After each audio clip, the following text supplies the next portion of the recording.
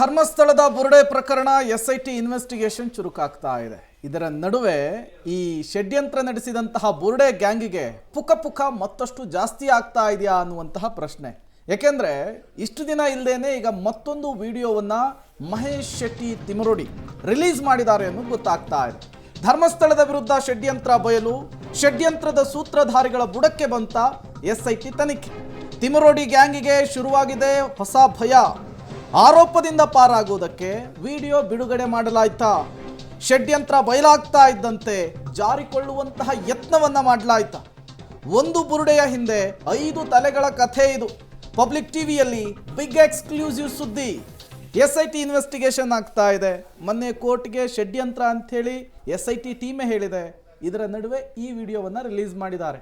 ಅವರಿಗವರು clean chit ಕೊಟ್ಟುಕೊಳ್ಳುವಂತಹ ಕೆಲಸಕ್ಕೆ ಮಹೇಶ್ ಶೆಟ್ಟಿ ತಿಮರೋಡಿ ಮುಂದಾದಂತೆ ಕಾಣಿಸ್ತಾ ಇದೆ.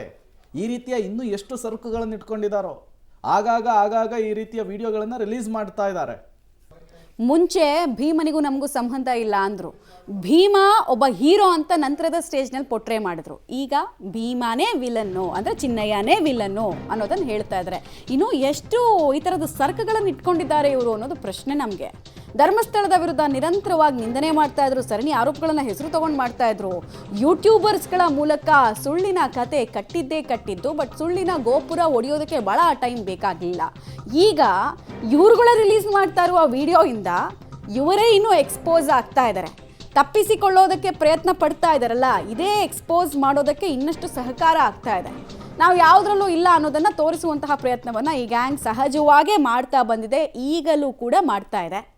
ಆದರೆ ತಪ್ಪಿಸಿಕೊಳ್ಳೋದಕ್ಕೆ ದಾರಿ ಹುಡುಕ್ಬೇಕಾದ್ರೆ ಆ ದಾರಿಗಳನ್ನು ಇವರೇ ಬಂದ್ ಮಾಡ್ಕೊಳ್ತಿದ್ದಾರೆ ಹೀಗೆಲ್ಲ ವಿಡಿಯೋ ರಿಲೀಸ್ ಮಾಡೋದ್ರ ಮೂಲಕ ಅಂತ ಅನಿಸ್ತಾ ಇದೆ.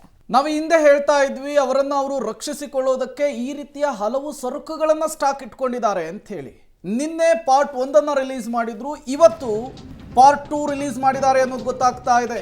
ಮಹೇಶ್ ಶೆಟ್ಟಿ ತಿಮರೋಡಿ ಮನೆಯಲ್ಲಿ ಚಿನ್ನಯ್ಯನ ಹೇಳಿಕೆ ವಿಡಿಯೋ ಪಾರ್ಟ್ 2 ರಿಲೀಸ್ ಮಾಡಿದ ಬುರುಡೆ ಗ್ಯಾಂಗ್ 2023 ಆಗಸ್ಟ್ನಲ್ಲಿ ತಿಮರೋಡಿ ಮನೆಗೆ ಈ ಚಿನ್ನಯ್ಯ ಭೇಟಿ ಕೊಟ್ಟಿರ್ತಾರೆ.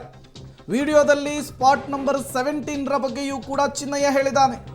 ನೇತ್ರಾವತಿ ತೀರದಲ್ಲಿ ಹೆಣವನ್ನ ಹೂತು ಹಾಕಿದ್ದಕ್ಕೆ ಲೆಕ್ಕವೇ ಇಲ್ಲ, ಏನಿಲ್ಲ ಅಂದ್ರು 70ಕ್ಕೂ ಹೆಚ್ಚು ಹೆಣವನ್ನ ಹೂತು ಹಾಕಿದ್ದೆ ಆ ಜಾಗದಲ್ಲಿ.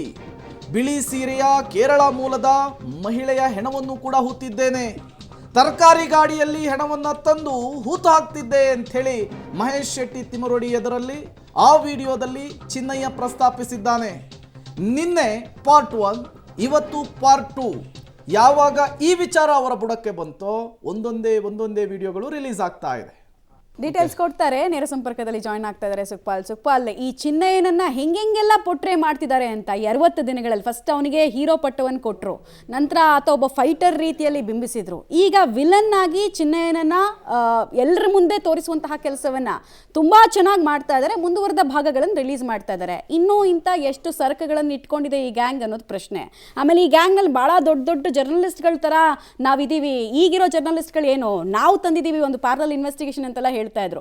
ಜರ್ನಲಿಸ್ಟ್ಗಳಿಗೆ ಕಾಮನ್ ಪ್ರಶ್ನೆಗಳು ಮೂಡಲಿಲ್ವಾ? ತರಕಾರಿ ತರುವಂತಹ ಗಾಡಿನಲ್ಲಿ ರಾಶಿ ಶವಗಳನ್ನು ಎತ್ಕೊಂಡು ಬರೋದಕ್ಕಾಗತ್ತಂತ ಬೇಸಿಕ್ ಪ್ರಶ್ನೆಗಳಿಲ್ದೇನೆ ಜನರನ್ನ ಮುಟ್ಟಾಳ್ರನ್ನಾಗಿ ಮಾಡೋದಕ್ಕೆ ಹೋಗಿ ಈಗ ಎಕ್ಸ್ಪೋಸ್ ಆಗಿದ್ದಾರೆ ಅವರೇ ಅಂತ. ಮಮತಾ, ಈಗ ಈ ಪ್ರಕರಣದಲ್ಲಿ ಎಲ್ಲವೂ ತಮ್ಮ ಬುಡಕ್ಕೆ ಬರ್ತಾ ಇದೆ ಅನ್ನುವಂಥದ್ದು ಗೊತ್ತಾಗ್ತಾ ಇದ್ದಂಥ ಹಿನ್ನೆಲೆಯಲ್ಲಿ ಈ ರೀತಿಯಾದಂಥ ಒಂದೊಂದೇ ಅಸ್ತ್ರಗಳನ್ನು ಬಳಕೆ ಮಾಡ್ತಾ ಇರುವಂಥದ್ದು ಈ ಒಂದು ಬುರುಡೆ ಗ್ಯಾಂಗ್ನ ಸಂಸ್ಥಾಪಕರಾಗಿರುವಂಥ ಮಹೇಶ್ ಶೆಟ್ಟಿ ತಿಮರೋಡಿ ಈಗ ಒಂದು ಕಡೆ ಬಂಧನದ ಭೀತಿ ಎದುರಾಗಿದೆ. ಒಂದು ಆರ್ಮ್ ಆಕ್ಟ್ನ ಪ್ರಕರಣದಲ್ಲಿ ಬಂಧನ ಆಗುವಂಥ ಭೀತಿ ಎದುರಾಗಿದೆ. ಹಾಗಾಗಿ ಊರಲ್ಲೇ ಕಾಣದೆ ಈಗ ನಾಪತ್ತೆ ಆಗಿರುವಂಥದ್ದು ಒಂದು ಕಡೆಯಿಂದ. ಇನ್ನೊಂದು ಕಡೆಯಿಂದ ನೇರವಾಗಿ ನಾವು ಇಡೀ ಪ್ರಕರಣದಲ್ಲಿ ಯಾವಾಗ ಈ ಒಂದು ಪ್ರಕರಣ ಷಡ್ಯಂತ್ರ ಅನ್ನುವಂಥದ್ದು ಬೆಳಕಿಗೆ ಬರ್ತಾ ಇತ್ತು, ಆ ಹಿನ್ನೆಲೆಯಲ್ಲಿ ನಾವ್ಯಾರು ಈ ಪ್ರಕರಣದಲ್ಲಿ ಇಲ್ಲ, ನಾವ್ಯಾರು ಸೂತ್ರಧಾರಿಗಳಲ್ಲ, ಏನಿದ್ರು ಅದು ಚಿನ್ನಯ್ಯನೇ ಮಾಡಿರುವಂಥದ್ದು, ಆತನೇ ಬಂದು ನಮ್ಮ ಹತ್ರ ಈ ವಿಚಾರಗಳನ್ನ ಹೇಳ್ಕೊಂಡಿರುವಂಥದ್ದು. ಆ ಬಳಿಕ ಆತನಿಗೆ ನಾವು ಬೇಕಾದಂಥ ಸಪೋರ್ಟ್ಗಳನ್ನು ಮಾಡಿದ್ದೇನೆ ಅನ್ನುವಂಥದ್ದನ್ನು ಹೇಳ್ಕೊಳ್ಳಿಕ್ಕೆ ಈ ರೀತಿಯಾಗಿ ಈಗ ಒಂದೊಂದೇ ವಿಡಿಯೋವನ್ನ ಬಿಡ್ತಾ ಇರುವಂಥದ್ದು. 2023 ಆಗಸ್ಟ್ ಅಲ್ಲಿ ಚಿನ್ನಯ್ಯ ತನ್ನ ಪತ್ನಿ ಸಮೇತರಾಗಿ ಉಜಿರೆಗೆ ಬರುವಂಥದ್ದು. ಆ ಸಂದರ್ಭದಲ್ಲಿ ವಿಠಲ್ ಗೌಡನನ್ನ ಮೀಟ್ ಮಾಡಿದಂಥ ಈ ಒಂದು ದಂಪತಿಗಳಿದ್ದಾರೆ. ಅವರು ನೇರವಾಗಿ ವಿಠಲ್ ಗೌಡ ಅವ್ರನ್ನ ಮಹೇಶ್ ಶೆಟ್ಟಿ ತಿಮರೋಡಿಯ ಮನೆಗೆ ಕರ್ಕೊಂಡು ಹೋಗ್ತಾರೆ. ನೀವು ಅದರಲ್ಲಿ ಗಮನಿಸಬಹುದು, ಮಹೇಶ್ ಶೆಟ್ಟಿ ಮಾತಾಡುವಂಥ ಸಂದರ್ಭದಲ್ಲಿ ಆರಂಭದಲ್ಲೇ ವಿಡಿಯೋವನ್ನ ರೆಕಾರ್ಡ್ ಮೋಡಲ್ಲಿ ಇಡಲಾಗುತ್ತೆ. ಅದೊಂದು ಕ್ಯಾಮ್ರಾದಲ್ಲಿ ಶೂಟ್ ಮಾಡಿದ ರೀತಿಯಲ್ಲಿ ಇರುವಂಥದ್ದು. ಅದರಲ್ಲಿ ಇಬ್ರು ಬರುವುದರ ಜೊತೆಗೆ ತಿಮರೋಡಿಯು ಇರುವ ರೀತಿಯಲ್ಲಿ ಅಂದ್ರೆ ಮಾತಾಡೋದೆಲ್ಲವೂ ರೆಕಾರ್ಡ್ ಆಗಬೇಕು, ಮುಂದೊಂದು ದಿನ ಇದು ನಮಗೆ ಬೇಕಾಗುತ್ತೆ ಅನ್ನುವಂಥ ಹಿನ್ನೆಲೆಯಲ್ಲಿ ಎಲ್ಲವನ್ನ ರೆಕಾರ್ಡ್ ಮಾಡ್ಕೊಂಡು ಇಟ್ಕೊಂಡಿರುವಂಥದ್ದು. ಅದರಲ್ಲಿ ಈಗ ಆರಂಭದಲ್ಲಿ ಒಂದು ಪಾರ್ಟ್ ಅನ್ನ ನಿನ್ನೆ ಬಿಟ್ಟರು, ಈಗ ಎರಡನೇ ಪಾರ್ಟ್ ಅನ್ನ ಇವತ್ತು ಬಿಡ್ತಾ ಇದ್ರು. ಅದರಲ್ಲಿ ನಾವು ನಿನ್ನೆನೆ ಗಮನಿಸಿದ್ದೇವೆ, ಪಾರ್ಟ್ 1 ಅನ್ನುವಂಥದ್ದನ್ನ ಬರೆದಾಗ ಇನ್ನು 2, 3, 4 ಈ ರೀತಿ ಬರುತ್ತೆ ಅನ್ನುವಂಥದ್ದು. ಈಗ ಒಂದೊಂದನ್ನೇ ಬಿಡುವುದರ ಮೂಲಕ ನಾವ್ಯಾರು ಇದರಲ್ಲಿಲ್ಲ, ಇದೆಲ್ಲವಿದ್ರು ಚಿನ್ನಯ್ಯನೇ ಮಾಡಿದ್ದು, ಅವನೇ ಇದರ ಎಲ್ಲವನ್ನ ಅನುಭವಿಸಬೇಕು ಅನ್ನುವಂಥ ರೀತಿಯಲ್ಲಿ ಈಗ ತೋರಿಸಿಕೊಳ್ಳುವ ಪ್ರಯತ್ನಗಳನ್ನ ಮಹೇಶ್ ಶೆಟ್ಟಿ ತಿಮರೋಡಿ ಮಾಡಿರುವಂಥದ್ದು. ಮಮತಾ, ಸುಕ್ಪಾಲ್, ಯಾವಾಗ ಈ ಚಿನ್ನಯ್ಯ ಅರ್ಥಾತ್ ಮಾಸ್ಕ್ ಮ್ಯಾನ್ ಉಲ್ಟಾ ಹೊಡೆದು ಪೊಲೀಸರಲ್ಲಿ ತಪ್ಪೊಪ್ಪಿಗೆಯನ್ನು ಕೊಟ್ಟನೋ SIT ಮುಂದೆ, ಹಾಗೇನೆ ಇವರು ಒಂದಿಷ್ಟು ಸಿಂಗಲ್ ಲೋಗೋ ಬೈಟ್ಸ್ಗಳನ್ನು ರಿಲೀಸ್ ಮಾಡಿದ್ರು. ಈಗ ಇವರು ಬುಡಕು ಬರ್ತಾ ಇದೆ ಅಂತ ಹೇಳಿ ಗೊತ್ತಾಗ್ತಾ ಇದ್ದಂತಹ ಸಂದರ್ಭದಲ್ಲಿ ಪಾರ್ಟ್ನಲ್ಲಿ ವಿಡಿಯೋಗಳನ್ನು ರಿಲೀಸ್ ಮಾಡುವಂತಹ ಕೆಲಸ ಮಾಡ್ತಿದ್ದಾರೆ.